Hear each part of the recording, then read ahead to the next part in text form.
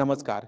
माझं नाव आहे डॉक्टर पुरू धवन आणि आज या व्हिडिओमध्ये आपण हातपाय थरथरण्याबद्दल बोलणार आहोत, जे पॅरालिसिसच्या रुग्णांमध्ये सामान्यपणे दिसून येतं. पॅरालिसिसचे रुग्ण अनेकदा तक्रार करतात, की डॉक्टर साहेब, जेव्हा मी माझा हात उचलतो किंवा पायाने चालतो, तेव्हा तो थरथरतो. हे का होतंय? कुठल्या कारणामुळे होतंय? याची त्यांना काहीच कल्पना नसते. हीच कल्पना आज मी तुम्हाला या व्हिडिओमध्ये देणार आहे. हातपाय थरथरण्यामागचं कारण फारसं मोठं नसतं, ते अगदी लहान असतं. मेंदूमध्ये जेव्हा नुकसान झालं, नस फुटली किंवा क्लॉट आला, तेव्हा मेंदूचा एक भाग काम करणं थांबवतो. मेंदूनी पुन्हा एकदा आपल्या हातपायांशी संबंध जोडायला सुरुवात केली. म्हणून जेव्हा तो संबंध जोडत असतो, तेव्हा तो सर्व मसल्ससोबत एकाच वेळी संबंध जोडू शकत नाही. तो एक-एक करून संबंध जोडत असतो. म्हणून जसजसे तुमचे संबंध तयार होतात, तसतसे तुमचे हातपाय पुन्हा हलायला लागतात.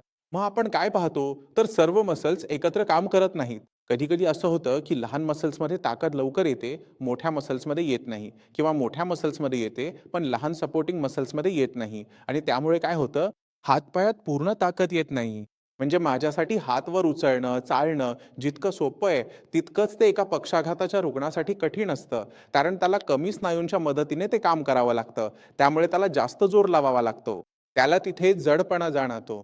जेव्हा आपण जास्त जोर लावतो लहान स्नायूंवर किंवा जेव्हा त्याच्याकडे आधार देणारे स्नायू नसतात, तेव्हा हातपाय थरथर कापणं ही सामान्य गोष्ट असते. कारण पूर्ण ताकद नसते. आता प्रश्न असा येतो, की जर हातपाय थरथरत असतील, तर ते कसं बरे करता येईल? कारण आपण बरे तर होत आहोत. आधी अजिबात ताकद नव्हती, आता ताकद यायला लागली आहे, हातपाय हलायला लागली आहे. हातपाय हलत आहेत, पण ते थरथरत आहेत.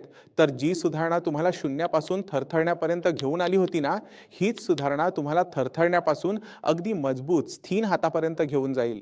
पण त्यासाठी आपल्याला काय करावं लागेल? आपल्या मेंदूवर काम करावं लागेल. कारण ही जी सुधारणा आत्तापर्यंत आपल्या शरीरात दिसून येते आहे, ती आपोआप आलेली नाही. तुमच्या मेंदूने ती घडवून आणली होती. मेंदूने स्वतःमध्ये तो बदल केला होता. पुन्हा एकदा कनेक्शन तयार केली होती, ज्यामुळे तुमच्या हात-पायात इतकी ताकद आली आहे. ही ताकद जर आपण पुढे वाढवत राहिलो, मेंदूमध्ये विकास करत राहिलो, तर आपण काय पाहतो, की जे हातपाय थरथरत आहेत, ते थरथरणं थांबतं. जेव्हा हातपाय थरथरत असतात, तेव्हा अनेकदा पेशंट म्हणतात, की "मी यात काही तेल लावू का? काहीतरी करू का?" तर मी तुम्हाला सांगू इच्छितो, की यात तेल लावून काहीही आराम मिळणार नाही.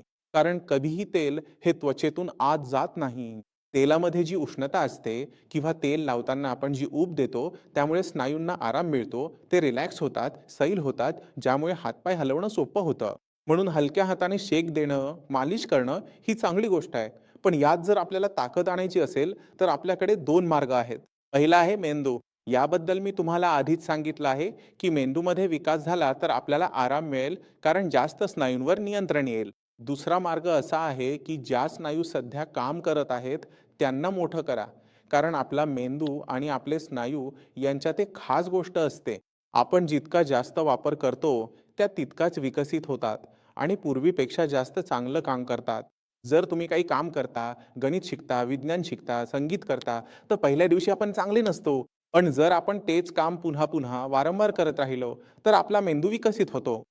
अगदी त्याचप्रमाणे जर आपण वजन उचलतो, तर पहिल्या दिवशी ते जड वाटेल, पण 10व्या दिवसापर्यंत ते सहज जमतं. तेच वजन हलकं वाटू लागतं, कारण आपली स्नायू विकसित होतात. म्हणून मेंदू आणि स्नायूंमध्ये अशी ताकद आहे, की जितका जास्त वापर कराल, तितक्याच त्या विकसित होतील. मग आपल्याला काय करायचंय? आपल्याला मेंदूच्या विकासावर काम करायचं आहे, जे आपण करतो. साई संजीवनीमध्ये करतो. त्यासाठी तुम्ही खूप व्हिडिओ पाहिले असतील. जर पाहिले नसतील, तर तुम्ही चॅनलवरच्या सगळ्या व्हिडिओज नक्की पहा. तुम्हाला पेशंट्स भेटतील, त्यांना कसं सुधारणा होते हे समजेल. आता आपण स्नायूंविषयी बोलूया. स्नायूंसाठी आपल्याला काय करावं लागतं? योग्य व्यायाम निवडावा लागतो. कारण जर आपण योग्य पद्धतीने व्यायाम केला नाही किंवा चुकीचा व्यायाम केला, तर आपल्याला फायदा दिसत नाही. आणि मी नेहमी प्रत्येक व्हिडिओमध्ये सांगतो, की जी गोष्ट करताना तुम्हाला त्रास होतो, ती गोष्ट इतक्या वेळा करा, की ती गोष्ट सोपी वाटू लागेल. जर रुग्णाला आपला हात उचलताना त्रास होत असेल, हात इथेपर्यंतच जात असेल आणि थरथरायला लागला असेल, तर रुग्णाने काय करायला हवं? ही व्यायाम किंवा पूर्ण हात उचलण्याची प्रॅक्टिस करायला हवी. पूर्ण हात उचलण्याची प्रॅक्टिस करायला हवी. जिथे त्रास जाणवतोय, जिथे अडथळा जाणवतोय, तिथेच हात धुवून मागे लागावं लागतं. कारण जेव्हा तुम्ही त्या अडथळ्याच्या मागे हात धुवून लागता, तेव्हा मेंदूलाही मजबुरी असते, की आपण त्या स्नायूंना पुन्हा एकदा कामात आणावं.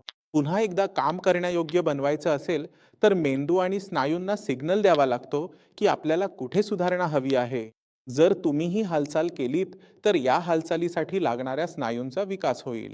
जर आपण ही हालचाल केली, तर इथे जे स्नायू वापरले जात आहेत, त्यांचा विकास होईल.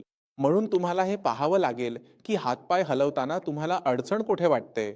सर्वात महत्त्वाची गोष्ट म्हणजे, जर तुम्ही हातांवर लक्ष केंद्रित केलं, तर 2-4 महिन्यात तुमच्यात सुधारणा दिसायला लागेल. हे समजणं फार कठीण नव्हतं. हे आपल्याला सगळ्यांना माहीत होतं. फक्त आपण ते मानत नाही. तर आजपासून ते मानायला सुरुवात करा.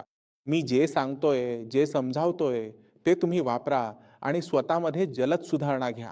जाण्यापूर्वी मी तुम्हाला सांगू इच्छितो, की पॅरालिसिसच्या रुग्णांमध्ये खूप चांगली सुधारणा होऊ शकते.